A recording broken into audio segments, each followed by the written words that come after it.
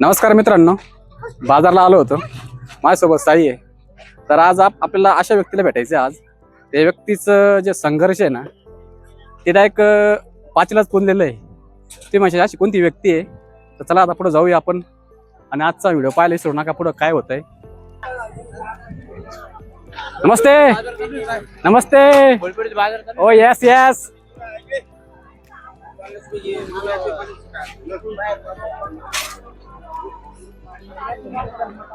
तर मित्रांनो, आता आपण आलेलो आहे बाजारामध्ये. संघर्ष खूप मोठा आहे आणि त्या व्यक्तीला कामाची काहीच गरज नाही आहे, पण तरी ती व्यक्ती तिथं काम करते आणि त्या कामाला अजिबात लाजत नाही, कारण त्या कामाने त्याला मोठं केलेलं आहे ना. नंद बोरकर, हाय बाय करा ना. चला.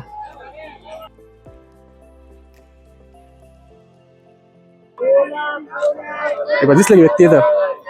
तेव्हा संघर्ष.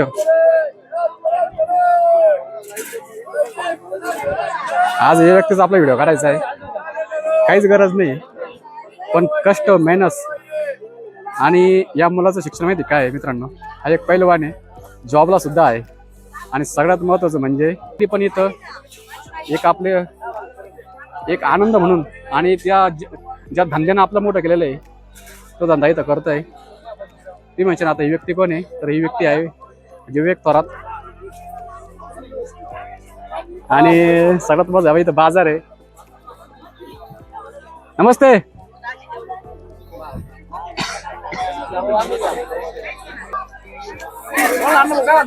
काय तुमच्याकडे आलो, भेट द्यायला आलेलो आहे. नमस्कार मित्रांनो, आपण आलेलो इथं. हे भाऊचं कष्ट आहे, मेहनत आहे. आपण थोड्याला भाऊला विचारणार काय काय आहे. नमस्कार अण्णा भाऊ. नमस्कार नमस्कार. भाऊ बरं, तुमच्याकडे आलेलं आहे. अरे वा, बसा. माझ्यासोबत आहे पैलवान विवेक थोरात. त्याला आम्ही विकी म्हणतो. तर आम्ही आज जे विकी शिकतो, गप्पा मारणार विकी. बोला ना भाऊ. आपला तुझा स्ट्रगल खूप मोठा आहे म्हणे, मी असं ऐकलं आहे. आणि आम्ही पाहत आलेलो आहे. तर आज ना तुझ्या स्ट्रगल बद्दल एक छोटासा व्हिडिओ करायचा आहे. अच्छा अच्छा. आणि काय माहिती का, लोकांना कामाची किंमत अजिबात राहिली नाही. बरोबर आहे. लोकांना काय वाटतं, असं काम हलके काम करायला लोकांना लाज वाटते. नाही, कामाला तुम्ही कामाला लाजत नाही. तुम्हाला एवढा चांगला पगार आहे, तुम्ही चांगला जॉब आहे आणि तुम्ही डबल जे मास्टर चॅम्पियन झालेले आहे. तुम्ही काम करायला नाही पाहिजे नाही. काय होतं अण्णा भाऊ, हे कामाने मला लहानचं मोठं करेल पहिल्यापासून. आधी आमच्याकडे एवढी परिस्थिती नव्हती, मग मी काय करायचो, कामाला यायचो.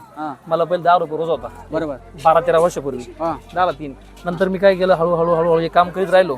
संघर्ष लय होता, घरची परिस्थिती नव्हती. अच्छा. मग करावं लागायचं. आणि आज जरी आपण चांगलं झालोय, तर माझं असं मत आहे की ज्या कामाने आपल्याला लहानचं मोठं केलंय त्याला आपण विसरलं नाही पाहिजे. बरोबर. ते काय असतं, कामाशी प्रामाणिक असलं काम आपल्याला मोठं करतं.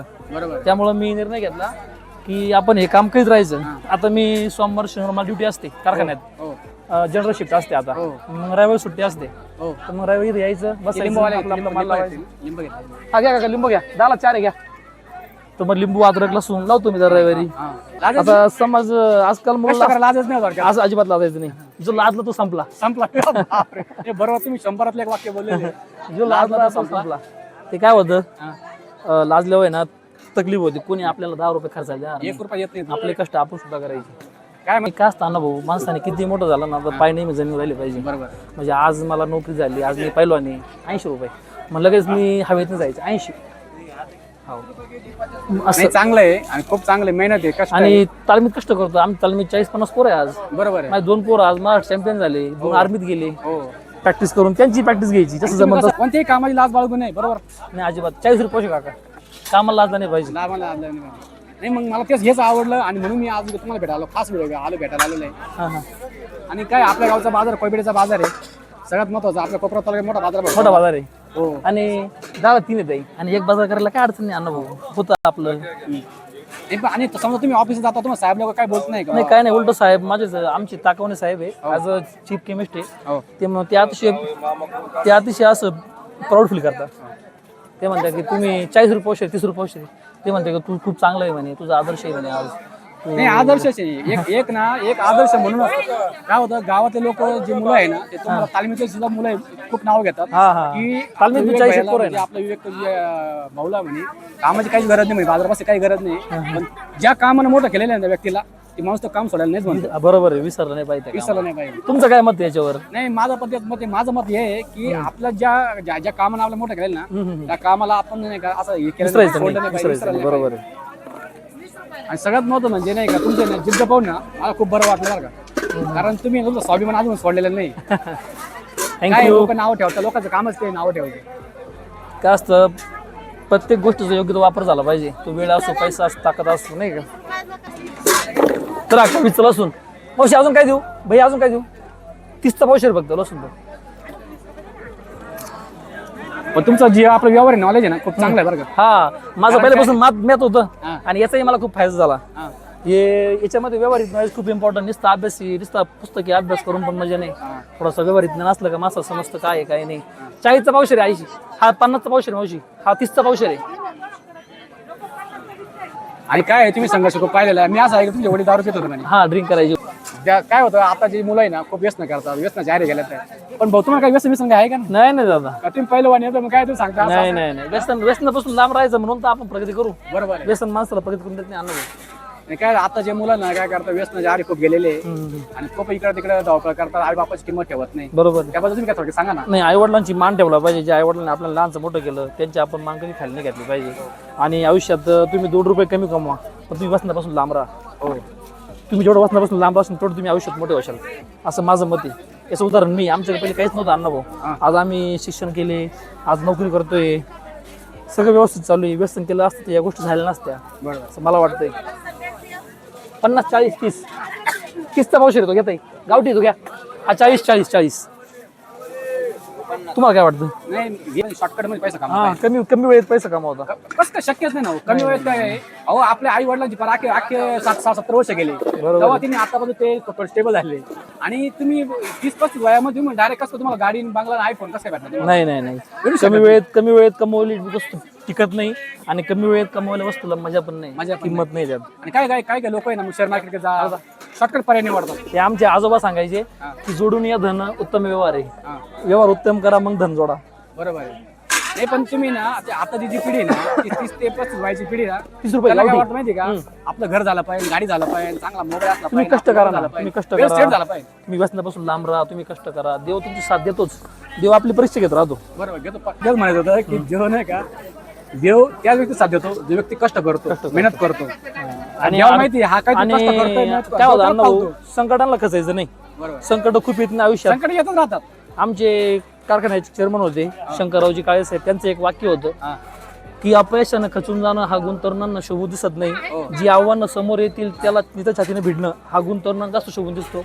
शेवटी जीवन म्हणजे आव्हान, प्रदीर्घ साहस आणि पात्रतेची कसोटी असते. नव्या अनुभवातून ते शिकत जातील. म्हणजे माणसाने अनुभवातून शिकत जायचं. आई वडिलांनंतर जो सगळ्यात मोठा गुरु असेल ना तो आपला अनुभव आहे. अनुभव गुरु आहे आपला. हो. आणि ते तुमचं शिक्षण कसं झालं, कुठं झालं काय सांगा. मी माझं 12वी पण शिक्षण छत्रपती शिवाजी विद्यालयामध्ये केलंय. त्यानंतर BSc पर्यंत शिक्षण माझा PCM ग्रुप होता. सुशलमाई काळे कला वाणिज्य विज्ञान महाविद्यालयात माझं BSc पूर्ण केलं. त्यानंतर SGM कॉलेज कोपरगाव इथे माझं MSc पूर्ण केलं मी पुणे विद्यापीठाचं अंडर. MSc केमिस्ट्री होतं माझं.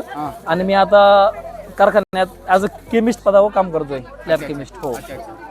म्हणजे ते तो जॉब पण आहे नाही हे पण हो आपलं पण आहे पण आहे. नाही बरं आहे कारण ज्या कामाने आपलं मोठं केलं त्या कामाला अजिबात लादलं नाही पाहिजे. आणि मी आता पुण्यामध्ये शुगर टेकचा कोर्स करतोय कारखान्याकडून. अच्छा चांगली गोष्ट आहे. अभिनंदन बरं का. थँक्यू.